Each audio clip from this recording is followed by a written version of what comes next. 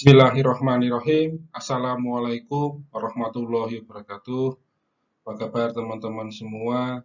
Semoga selalu dalam keadaan yang lebih baik dibandingkan hari kemarin.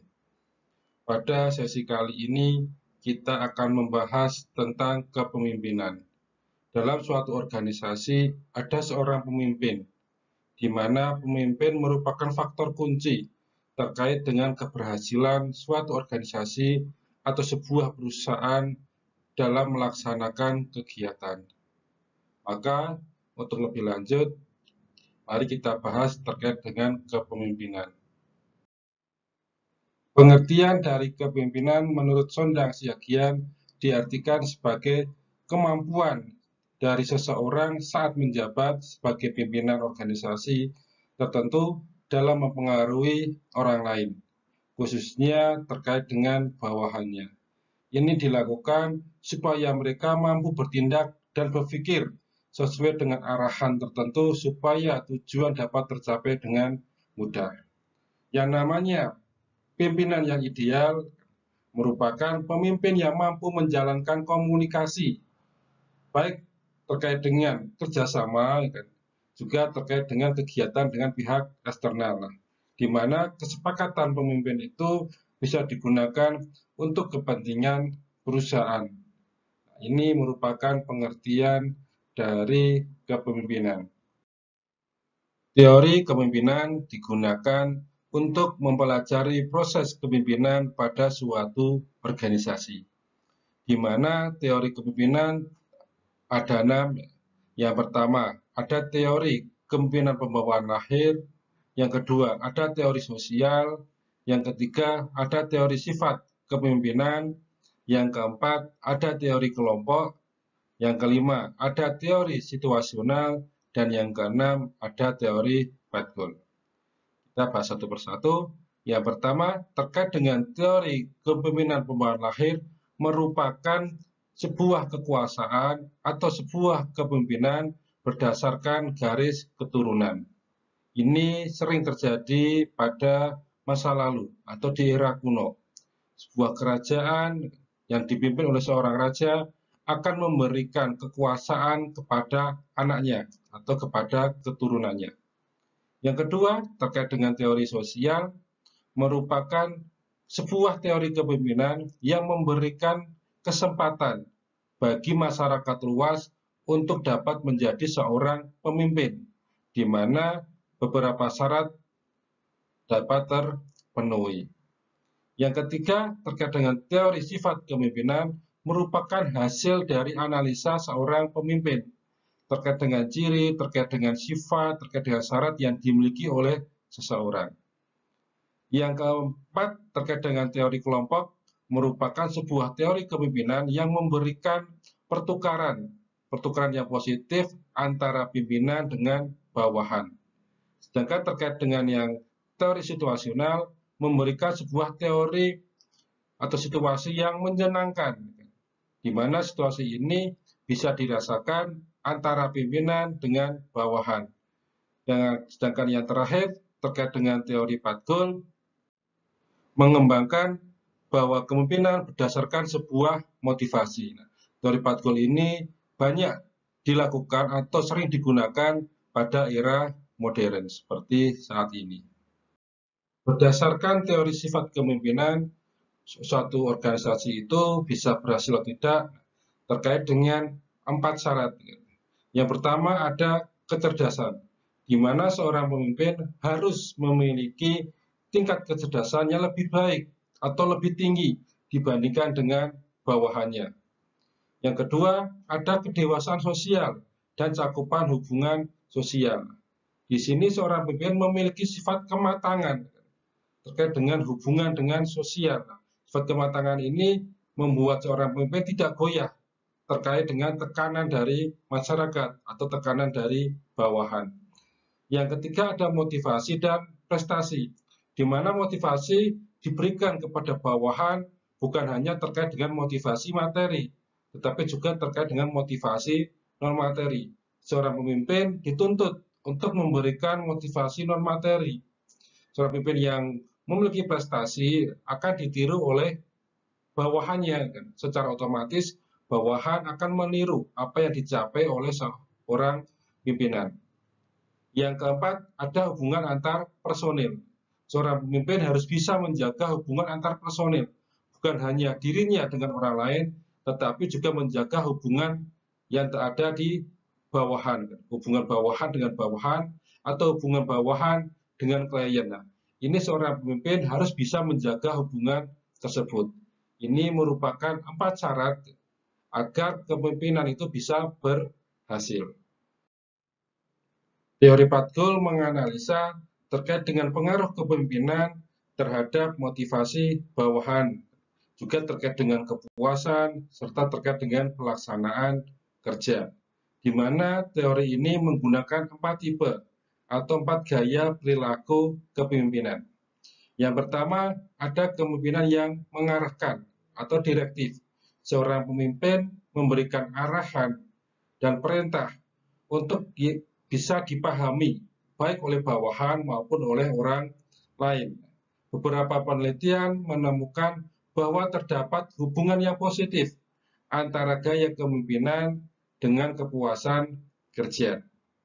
Yang kedua, terkait dengan kepemimpinan suportif. Nah, gaya kepemimpinan yang diberikan atau yang dilakukan dengan memberikan waktu serta tenaga kepada bawahan sebagai teman, sebagai sahabat, dan mudah untuk ditemui dalam menyelesaikan pekerjaan maupun untuk diskusi tertentu.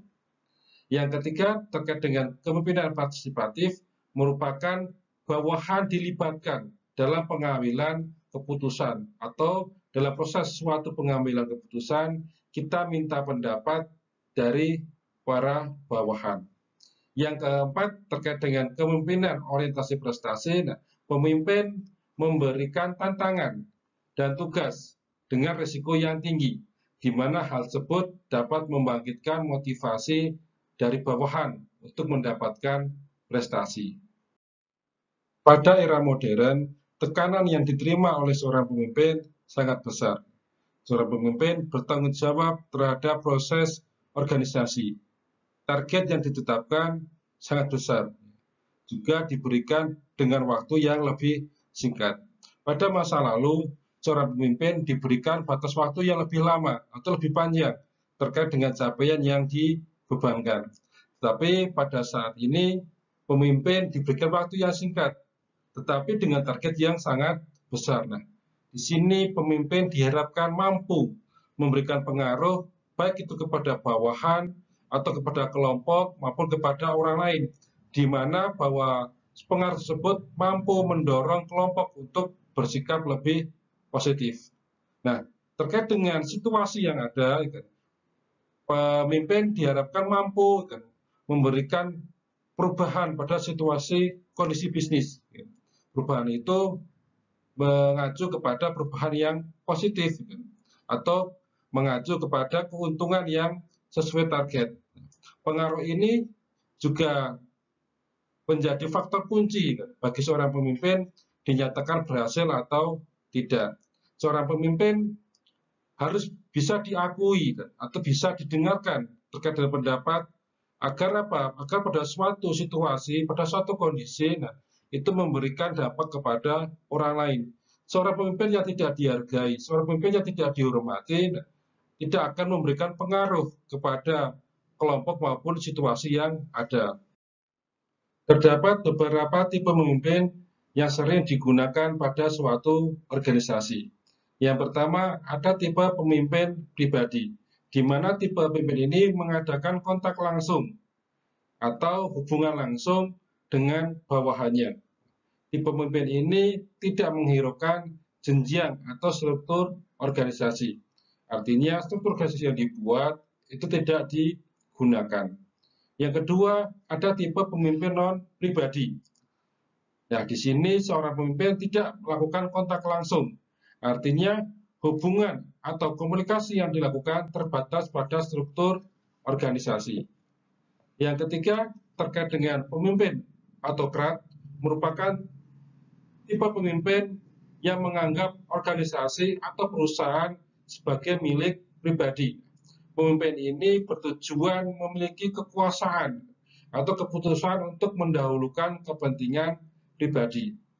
Yang keempat, terkait dengan tipe kepemimpinan militeristis atau bisa diartikan sebagai seorang pemimpin yang ada pada struktur militer. Pada kemiliteran terdapat beberapa struktur. Nah, di sini diberikan jabatan atau diisi oleh beberapa anggota militer untuk menjalankan suatu jabatan. Yang kelima, ada tipe pemimpin paternalistis. Ini merupakan tipe pemimpin yang menganggap bawahan sebagai sekelompok orang yang belum dewasa, sehingga harus selalu diawasi dan diberikan arahan. Di sini proses pengawasan begitu ketat. Artinya seorang pemimpin belum begitu percaya kepada bawahannya. Yang keenam, terkait dengan tipe karismatik, merupakan pemimpin yang memiliki pengaruh besar kepada bawahan, kepada karyawan, maupun kepada orang lain di luar organisasi. Sedangkan tipe yang ketujuh, terkait dengan tipe pemimpin laissez-faire. Ini merupakan tipe pemimpin yang memberikan kebebasan yang penuh kepada kelompok maupun individu. Nah, di sini partisipasi pemimpin dalam mengambil keputusan sangat minimal. Nah, ini merupakan tipe-tipe kepemimpinan yang sering kita temui atau sering digunakan pada suatu organisasi. Seorang pemimpin memiliki beberapa tugas yang harus dilakukan. Yang pertama ada tugas mengarahkan. Yang kedua ada tugas memimpin. Yang ketiga ada tugas memelopori. Yang keempat ada tugas memberikan teladan atau contoh. Yang kelima tugas melatih dan membimbing. Dan yang keenam tugas menggerakkan bawahan. Tugas-tugas ini harus mampu dilaksanakan serta dilakukan oleh pemimpin untuk memberikan dampak yang positif kepada organisasi maupun kepada bawahan. Prinsip kepemimpinan harus dimiliki oleh seseorang yang memimpin pada suatu organisasi. Yang pertama terkait dengan kemampuan taktis maupun kemampuan teknis, itu harus dimiliki. Yang kedua memiliki prinsip proses perbaikan dan memperbarui pengetahuan serta pengalaman. Yang ketiga, terbuka terhadap perubahan. Yang keempat, terbuka terhadap masukan, kritik, serta saran, agar organisasi atau agar kepemimpinan bisa lebih baik. Yang kelima, terkait dengan anggota organisasi dan karyawan adalah sekelompok manusia yang harus disejahterakan. Nah, di sini yang namanya manusia maupun kelompok bawahan itu bukan mesin, jadi harus dimanusiakan. Yang keenam, bertindak dan berperilaku yang terbaik, memiliki tanggung jawab kepada orang lain, bisa mengambil keputusan secara realistis, serta dapat memberikan tugas kepada bawahan sesuai dengan bidang keahlian. Ini merupakan prinsip kepemimpinan yang harus dimiliki. Kita telah mempelajari kepemimpinan, di mana kepemimpinan memiliki peranan penting dalam menentukan keberhasilan organisasi atau perusahaan. Kepemimpinan menjalankan fungsi dimulai dari merencanakan, mengarahkan, mengatur, mengelola, mengawasi, hingga mengevaluasi kinerja organisasi. Mudah-mudahan apa yang kita pelajari hari ini dapat bermanfaat di masa depan. Terima kasih. Wassalamualaikum warahmatullahi wabarakatuh.